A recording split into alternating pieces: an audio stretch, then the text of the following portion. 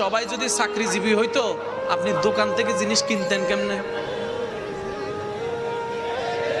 সবাই যদি ব্যবসায়ী হইতো আপনি ফাটা জুতা সিলাইতেন কার কাছে? সবাই যদি মুসি হতো রিক্সাটা পাইতেন কোন জায়গার থেকে? আরো জোরে বলেন না।